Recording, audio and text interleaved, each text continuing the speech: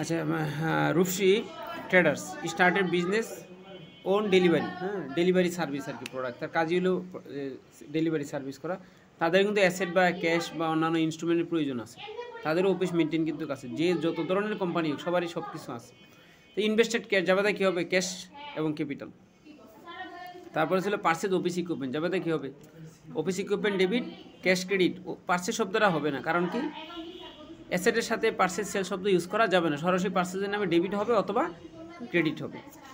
Incurred advertising expense on account, on account মানে কি বাকিতে ব্যয় সংগঠিত হয়েছে, তার জন্য যাবে কী দিব, advertising expense debit, accounts payable অথবা অ্যাডভার্টাইজিং এক্সপেন্স পেয়েবল ক্রেডিট, যত টাকা আছে তত টাকা বাকিতে ব্যয় সংগঠিত হয়েছে। পার্সেজ অফিস সাপ্লাই, এই জায়গাও কি লেখা যাবে না, পার্সেজ শব্দটা লেখা যাবে না, কি লিখতে হবে, office supply debit cash credit. Render service for এত টাকা, of which 1,20,000 receive in cash and the balance is bill to customer on account. Customer বলতেছে ভাই বাকিটা বিলে রাখেন, আজকে 1,20,000 নিয়ে নেন। তাহলে আমি কী পাইলাম, ক্যাশ টাকা পাইছি কত, 1,20,000, ক্যাশ ডেবিট 1,20,000 টাকা, আর অ্যাকাউন্ট রিসিভেবল ডেবিট 20,000 টাকা, সার্ভিস রেভিনিউ ক্রেডিট কত, 1,40,000 টাকা। ক্লিয়ার?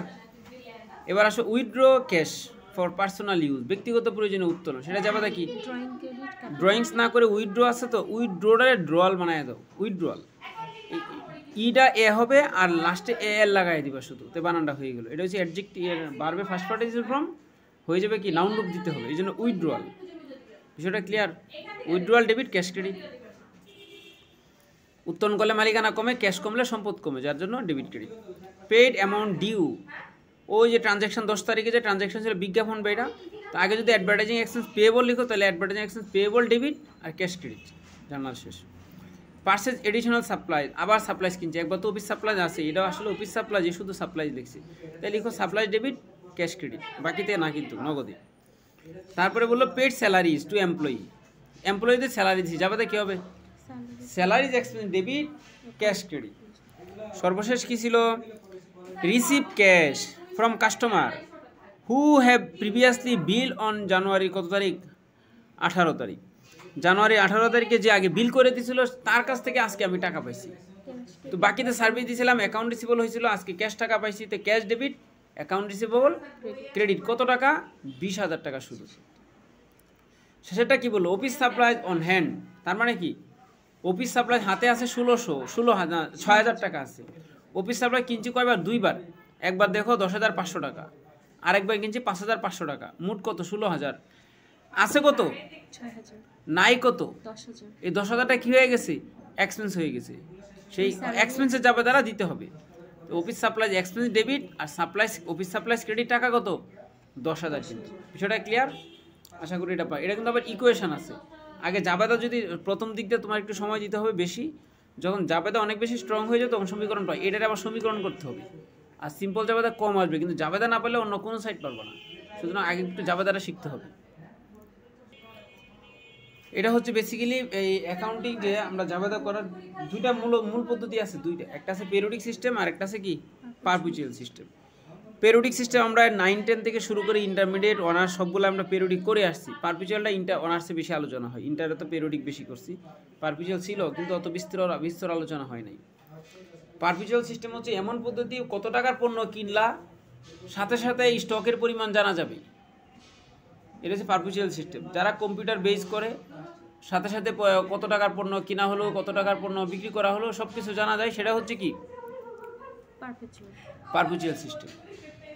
ধরো ওই মানে যখন ইন হবে স্টক বেড়ে যাবে, স্টক বেড়ে যাওয়ার আমরা কি মনে করি, আমরা নর্মালি পারচেজ করলে পারচেজ ডেবিট করি, কি মনে করি, সম্পদ মনে করি, পারচেজ ডেবিট করি, কি মনে করি, সম্পদ মনে করি, কিন্তু ওই পদ্ধতিতে পারচেজে কি করতে হবে, ডেবিট করবো, কিন্তু কি মনে করি, পারচেজ ডেবিট করবো, কিন্তু কি মনে করি, আমরা পারচেজ ডেবিট করি, ব্যয় মনে করি, কিন্তু পারপিচুয়াল সিস্টেম হলে পারচেজকে পারচেজ লেখা যাবে না, কি লিখতে হবে, ইনভেন্টরি লিখতে হবে, মার্চেন্ডাইজ ইনভেন্টরি, আর সেটা যে ডেবিট করব কি মনে করে, সম্পদ মনে করে, অ্যাসেট।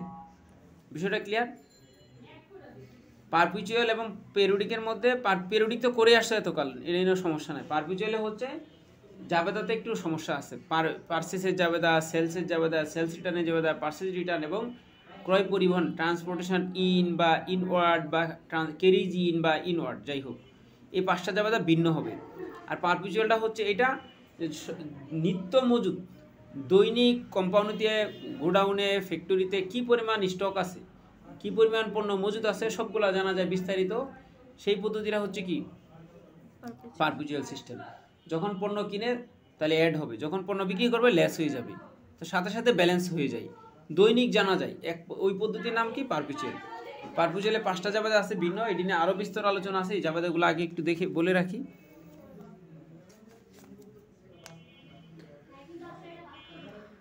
এখন মোবাইলে যখন পারপিচুয়াল যে পারচেজ করে এই 5টা জাবেদা পারলে এরপরে অঙ্কগুলো বেড়ে যাবে। ফর পারচেজ, পারপিচুয়াল সিস্টেমে কী করা হলো, ফর পারচেজ গুডস বা মার্চেন্টে যাই থাকুক, for cash on account on credit from mister Hasan. Hasan মানে বাকিতে তার কাছ থেকে ক্রয় করা হচ্ছে এমন, তখন কী লিখবে মার্চেন্টেজ ইমিডিয়েট ডেবিট, ক্যাশ হইলে ক্যাশ ক্রেডিট, বাকি দিলে কী হবে অ্যাকাউন্টস পেয়েবল ক্রেডিট। বিষয়টা বুঝছো তো, টাকা যত আছে তো লিখে দিবা, টাকা নিয়ে সমস্যা নেই। পারচেজ যাবে দ্বারা পারচেজের পরিবর্তে মার্চেন্টেজ ইমিডিয়েট লিখতে হবে। এবার সেলস করব, ফর সোলস গুডস মানে কি পণ্য বিক্রয়, অথবা মার্চেন্টেজ ইনভেন্টরি, টাকা কত 80,000, ব্র্যাকেটে কী লিখছি কস্ট 45, অন অ্যাকাউন্ট হোক অথবা টু মিস্টার রুবেল, রুবেলের কাছে বিক্রয়, তাহলে বাকিতে বিক্রয়। অন অ্যাকাউন্ট অন ক্রেডিট মানে তো বাকিতে লেনদেন, আগেই বলছি। তাহলে যাবে কী হবে ক্যাশ অথবা অ্যাকাউন্ট রিসিভেবল ডেবিট, আর সেলস ক্রেডিট কত টাকা 80,000 টাকা। এই জায়গাটা আমরা আগেও করছি এখনও করছি। পারপিচুয়াল হওয়ার কারণে দেখো কস্ট প্রাইসটা অতিরিক্ত জিনিস, এই অতিরিক্ত জন্য আরেকটা অতিরিক্ত জাবেদা আছে, সেটা কি cost of goods sold debit, merchandise inventory credit 45। বিষয়টা ক্লিয়ার। সেলস করার সময় জাবেদা দিই আমরা একটা, এখন জাবেদা কয়টা আসলো 2টা। প্রথমবারে সেলসের, তারপরে হচ্ছে কস্টের জন্য একটা জাবেদা। স্টক কমে যাচ্ছে, পারচেজ করলে স্টকটা ডেবিট করি, আর সেল করলে স্টকটা ক্রেডিট করি, কমে যায় সেজন্য। আর যে পরিমাণ পণ্য বিক্রি করলাম তার ব্যয়টা কত 45, তাই লাভটা কত বলা যায়। এই পদ্ধতিতে একমাত্র লাভটা সাথে সাথে বের করা সম্ভব। বিষয়টা ক্লিয়ার। সেলসের জাবেদা 2টাই কিন্তু শিখতে হবে ভালো করে। সেলস রিটার্ন, সেলস রিটার্নের জন্য আমরা আগে একটা জাবেদা দিতাম, কী লিখতাম সেলস রিটার্ন 5,000 টাকা, কস্ট প্রাইস 4,000 টাকা, বা goods return from mister Rubel, Rubel থেকে ফেরত, ফ্রম মানে কারো কাছ থেকে আসছে, টু মানে তার কাছে গেছে, তো টু মানে ফেরত দেওয়া, আর ফ্রম মানে কি ফেরত আসা, এটা মনে রাখবা। তাহলে পণ্য ফেরত আছে, যে পণ্যের মূল্য ছিল কত 4,000 টাকা।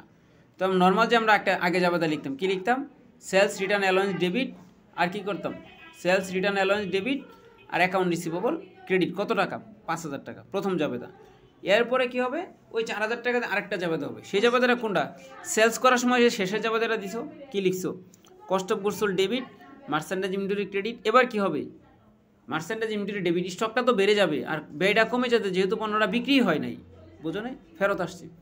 তাহলে জাবেদা কী হবে merchandise inventory debit, cost of goods sold credit, টাকা হবে কোনটা এই 4,000 টাকা। বিষয়টা ক্লিয়ার।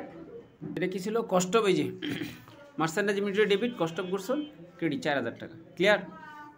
এবার আসো 3 তারিখে, এটা কি 4 তারিখে কি বলছে purchase return to mister Hasan 3,000 টাকা, মানে হাসানকে ফেরত দেওয়া হলো। তখন accounts payable debit, merchandise inventory credit. আমরা কিন্তু পার্সেজ রিটার্ন করতাম, কিন্তু এই ক্ষেত্রে মার্চেন্টেজ ইনভেন্টরি করতে হবে, কারণ এটা পারপিচুয়াল সিস্টেম, মনে রাখবা। ক্লিয়ার। যে ট্রান্সপোর্টেশন ইন বা ইনওয়ার্ড, ক্যারিজ ইন বা ইনওয়ার্ড, যাই হোক সেই জন্য ফ্রেইট ইন। আমরা নর্মালি কী লিখতাম, এই শব্দটির মিনিং হচ্ছে ক্রয় পরিবহন, ক্রয় পরিবহনই লিখতাম, মানে ট্রান্সপোর্টেশন ইন থাকলে ইন লিখতাম, ক্যারিজ ইন থাকলে ইন লিখতাম, ক্যারিজ ইনওয়ার্ড থাকলে ইনওয়ার্ড, বা ফ্রেইট ইন থাকলে ফ্রেইট ইনই লিখতাম। কিন্তু পারপিচুয়াল হওয়ার কারণে তুমি ফ্রেইট ইনের জায়গায় কী লিখতে হবে মার্চেন্টেজ ইনভেন্টরি লিখতে হবে। বিষয়টা ক্লিয়ার।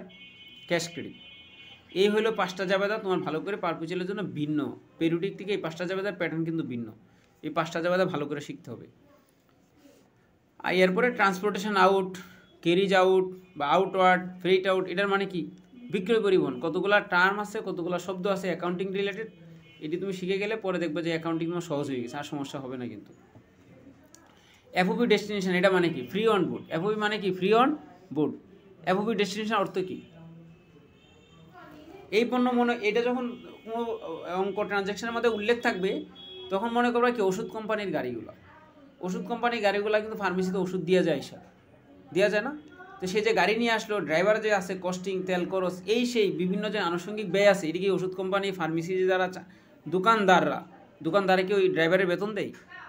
তার আর তুমি কে যদি মিটপুর থেকে ওষুধ কিনে নিয়ে আসো আর কম দামের জন্য, তাহলে এটা টাকা কি দিবে মিটপুরের দোকানদার দিবে? এটা কার দিতে হবে? তোমার দিতে হবে। তুমি যখন শপিং করে নিয়ে আসবে গিয়া থেকে, তখন তো টাকাটা কে দেই? তুমি দাও। তুমি যে অনলাইনে যখন অর্ডার দাও, তখন যে পণ্যটা কিনে আনো, তখন কি অন্যটা ফ্রি দেওয়া যায় না? ওইটা টাকা কস্টিং ওরা রাখে, চার্জ কিন্তু কাটে। তার মানে এই ক্ষেত্রে তাহলে আর ওষুধ কোম্পানি যে ওষুধগুলো আমরা কিনি বা দোকানে যে বিভিন্ন পণ্যের যে কনজিউমার গুডস আছে, ওদের যে অর্ডারগুলো আমরা নেই, পণ্যগুলো পাই, তাদের জন্য যে ভাড়া, তাদের যে স্যালারি, এটা কি আমরা দিই না কোম্পানি দিই? কোম্পানি দিই। এই ক্ষেত্রে হচ্ছে বেশি কি এই ধরনের ট্রানজ্যাকশনের ক্ষেত্রে কি হয়? এফওপি ডেস্টিনেশন। আপনার গন্তব্যে আমি পণ্য পৌঁছে দিব, টাকা পয়সা আপনার দেওয়া লাগবে না, টাকার ভাড়া কে দিব? জিনিস আমি বিক্রি করছি, ভাড়াটা আমি দিয়ে দেবো আপনারে। বিষয়টা বুঝছো? তাহলে এফওপি ডেস্টিনেশন থাকলে ক্রেতার বইয়ে কোনো জার্নাল হবে না, মনে রাখবা। যে পণ্য কিনছে তার কোনো ব্যয়ই নাই, সে তো এটা টাকা দিবে না। বিক্রেতার বইয়ে জাবেদার কি হবে? পণ্যের বহন খরচ পরিশোধ করবে। যেমন ওষুধ কোম্পানি মনে করো, বা বিভিন্ন কনজিউমার গুডসও কিন্তু দেখবো দোকানে অর্ডার কিনে যায়, অর্ডার লয়ে যায়, কত টাকার পণ্য, এটি টাকা কিন্তু ওষুধ দোকানদাররা দেয় না, কোম্পানি দেয়। কোম্পানির টার্গেট হলো বিক্রয় বাড়ানো, এই জন্য তারা লোক পাঠায়। বিষয়টা বুঝছো? তো এফওপি ডেস্টিনেশন মানে কি? ভাড়ার টাকা কে দিবে? কোম্পানি দিবে। এফওপি শিপিং পয়েন্ট মানে কি? তুমি পণ্য কিনে নিয়ে আসবা, টাকা তুমি দিবা। বিষয়টা ক্লিয়ার? আমি পণ্য কিনবো, আমি টাকা দিব, এটাই তো সিম্পল। আমরা তো জানি, কিন্তু দুইটাই তো জানি। বিভিন্ন দোকানদাররা যে অর্ডার পায় পণ্যের, সেই পণ্যটা কি? এটা টাকা দেয়, যে পণ্য নিয়ে আসলো তার ভাড়ার টাকা কে দেয়? যে কোম্পানি, সে দেয়। কিন্তু তুমি জিনিস কিনলে ভাড়া কে দিব? আমি দিব। তাহলে আমরা এটা নর্মাল জনগণের ক্ষেত্রে এটাই ইউজ করা হয়, এটার ওষুধ কোম্পানি না। এফওপি শিপিং পয়েন্ট থাকলে বহন করবে কি? ক্রেতা। বিক্রেতা কোনো বহন খরচ পরিশোধ করবে না। পারপিচুয়াল হলে কি লিখতে হবে? মার্চেন্ডাইজ ইনভেন্টরি লিখতে হবে। আর ক্যাশ বা অ্যাকাউন্টস পেয়েবল ক্রেডিট। আর এই যে কিছুক্ষণ আগে না তোমার ওই যে বললাম যে সার্ভিস প্রোভাইডেড, রেন্ডার মানে রেন্ড না, রেন্ডার মানে প্রোভাইড করা, প্রদান করা, সিনোনিম শব্দ এগুলো। Service provided, rendered, completed, perform, এই চারটা শব্দের মিনিং একই, সেবা প্রদান। ফর ক্যাশে হইতে পারে অন অ্যাকাউন্ট, অন ক্রেডিট, বা service provided but not receive, অথবা রিসিভ করলাম, কি রিসিভ করলাম? বিল রিসিভ। নট রিসিভ অথবা বিল রিসিভ মানে কি? নগদে অথবা বাকি, নগদে বা বাকিতে সেবা প্রদান। মানে service provided but not receive একই শব্দ। কার? বিল রিসিভ করা, সার্ভিস প্রোভাইড করা, নট রিসিভ করা একই শব্দ, মানে বাকি। অন অ্যাকাউন্ট, অন ক্রেডিট মানে বাকি। তো যাবাতে ক্যাশ হলে ক্যাশ ডেবিট, বাকি হলে অ্যাকাউন্ট রিসিভেবল ডেবিট, আর সার্ভিস রেভিনিউ ক্রেডিট। বিষয়টা ক্লিয়ার? আর যে বলছিলাম, এটি হলো প্রাসঙ্গিক শব্দ, এটি জানা থাকতে হবে। আর অ্যাকাউন্টিং ইকুয়েশনের মূল উপাদান কয়টা? বেসিক এলিমেন্টস কয়টা অ্যাকাউন্টিং ইকুয়েশনের? বেসিক এলিমেন্টস হচ্ছে তিনটা: অ্যাসেট, লাইবিলিটিস, অনার্স ইকুইটি। হ্যাঁ, বেসিক তিনটা। আর অ্যাকাউন্টিং এর এই অনার্স ইকুইটিকে ইফেক্ট করে, প্রভাবিত করে উপাদান কয়টা? কি কি? ব্যয়, তারপরে আয়, তারপরে মূলধন, তারপরে উত্তোলন। এক্সপেন্সের কারণে মালিক অনার্স ইকুইটি কমে যায়, ড্রয়িংসের কারণে অনার্স ইকুইটি কমে যায়, আর দুইটা কারণে ইনক্রিজ হয় অনার্স ইকুইটি। ট্যুরিজমের কারণে ইনক্রিজ হয় ইনকাম এবং কি? ক্যাপিটাল। ইনভেস্টেড বাই অনার, মালিকে যা ইনভেস্ট করবো অনার্স ইকুইটি বেড়ে যাবে। আর ড্রয়িংস বা উইথড্রয়াল বাই অনার, মালিকে যা উত্তোলন করবো সবগুলাই কি হবে? মালিকানা সত্ত্ব কমে যাবে। দুইটা কারণে কমে, দুইটা কারণে বাড়ে। তাহলে বেসিক এলিমেন্ট ছিল তিনটা, আর মালিকানা সত্ত্বকে প্রভাবিত উপাদান কয়টা? চারটা। সেই চারটা কি কি? ক্যাপিটাল আসলে অবশ্যই অ্যাসেট আসবে, যে অ্যাসেট আসবে সেই অ্যাসেট বাড়বে। ইনকাম হইলে ইনকাম, নগদে হইলে নগদ বাড়বে, বাকিতে হইলে অ্যাকাউন্ট রিসিভেবল বাড়বে। আর ব্যয় নগদে হলে নগদ কমবে, ব্যয় ক্যাপিটাল কমবে, ব্যয় বাকিতে হলে দায় বাড়বে। আর উত্তোলন অবশ্যই নগদেই তো হয়। বলছিলাম না যে আগামী বছর 20 লাখ টাকা উত্তোলন করবা কোম্পানি থেকে, সেটা কি ট্রানজ্যাকশন হবে? হবে না কেন? টাকাই তো তুলি না। কোম্পানি কিন্তু অবস্থার পরিবর্তন হয় না, মুখ দিয়ে বললে তো হবে না, কাজ তো করতে হবে, করাই হয় না। সুতরাং এই ওই জাবেদা ভালো করে পারলে এই সমীকরণ, এই বিষয়গুলো মনে রাখতে হবে। তারপরে মনে করো এই যে জাবেদা নির্ণয়ে মনে আরেকটা আলোচনা করছি, একটু দেখো এটাতে কি করা হইলো, লিখে রাখছি মনে হয়। মালিকানা সত্ত্বকে অনার্স ইকুইটি প্রভাবিত করে কয়টি উপাদান? চারটা, 4 আইটেম। কি কি? ক্যাপিটাল, ইনকাম, এক্সপেন্স, ড্রয়িং বা এই যে উইথড্রয়াল লিখে দিছি। কিন্তু এই চারটা কারণে বাড়ে, দুইটা কারণে বাড়ে, দুইটা কারণে কমে। টোটাল উপাদান চারটা। কাইন্ডস অফ অ্যাকাউন্ট, হিসাবের প্রকারভেদ। অ্যাসেট, হিসাব কয় প্রকার? 5। কি কি? Asset, expense, income, liabilities, owner's equity. দুইটা কি হয়? Asset and expense if increase debit আর ডিক্রিজ ক্রেডিটেড। আর income liabilities owner's equity decrease debit increase কি credit normal balance of asset and expenses আর কি debit balance normal balance of income liabilities and owner's equity কোন balance credit balance তো যেগুলো credit balance increase যদি হয় আবার ক্রেডিট হবে ডেবিট হলে কমে গেলে উল্টা হবে দুইটা তো নর্মালি ডেবিট বৃদ্ধি পেলে ইনক্রিজে আবার ডেবিট হবে ডিক্রিজে কি হবে ক্রেডিট হবে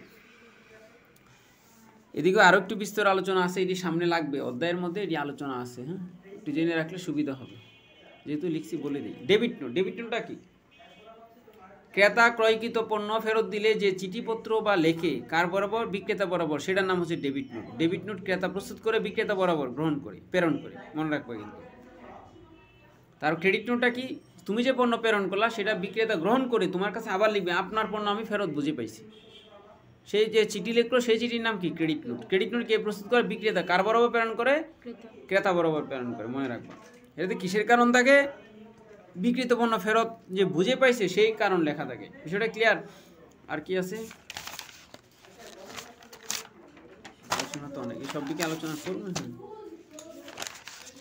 আচ্ছা এই পৃষ্ঠায় শেষ তাহলে শেষই করে দিই এর মধ্যে পরবর্তী সময় কিন্তু লাগবে ডেবিট নোট সেন্ড করা হচ্ছে পার্সেজ রিটার্ন মনে রাখবা ডেবিট নোট সেন্ড করা পার্সেজ রিটার্ন আর ডেবিট নোট রিসিভ করা সেলস রিটার্ন এটা মনে রাখতে হবে কিন্তু ক্রেডিট নোট সেন্ড করা হচ্ছে সেলস রিটার্ন আর ক্রেডিট নোট রিসিভ করা হচ্ছে পার্সেজ রিটার্ন এই যে দেখো ডেবিট নোটটা কী আসলে বেসিক্যালি বিস্তর এটি নিয়ে আলোচনা ডেবিট নোট যখন সেন্ড করা হয় পার্সেজ রিটার্ন রিসিভ করে কে সেলারে পার্সেজারে কী করে সেন্ড করে সেলারে গ্রহণ করে সে আবার কি করে ক্রেডিট নোট রেডি করে আবার সেই এইটা রিটার্ন দেয় আমার কাছে পার্সেজারের কাছে তার নাম কি ক্রেডিট নোট তার মানে পার্সেজারে কী করে ক্রেডিট নোট রিসিভ করে আর সে কী করে সেন্ড করে বিষয়টা clear accrued expense outstanding expense payable সবগুলোর মানে কি বকেয়া ব্যয় মানে দায় প্রিপেড এক্সপেন্স আনএক্সপায়ার্ড এক্সপেন্স সবগুলো কি অগ্রিম ব্যয় মানে অ্যাসেট আর হচ্ছে কি অ্যাক্রুড ইনকাম বা ইনকাম রিসিভেবল বা ডিউ বকেয়া বা প্রাপ্য হয় মানে অ্যাসেট এটি মনে রাখবা আর আনআর্ন ইনকাম বা unearned revenue liabilities unearned revenue earn হলে কি হয় দায় কমে যায় ইনকাম বেড়ে যায় এই আনুষঙ্গিক বিষয়গুলো তোমার সবটি ভালো করেই পারতে হবে না কারণ নেক্সট অঙ্কের মধ্যে এটি কিন্তু আলোচনায় আসবে তো এই অ্যাকাউন্টিং তোমার এই পর্যন্তই রইলো এই যা যা আলোচনা হয়েছে সব কিন্তু ভালো করে করতে হবে আমি গ্রুপে আপলোড দিয়ে দিব তুমি পরবর্তী সময়ও দেখতে পারবো হ্যাঁ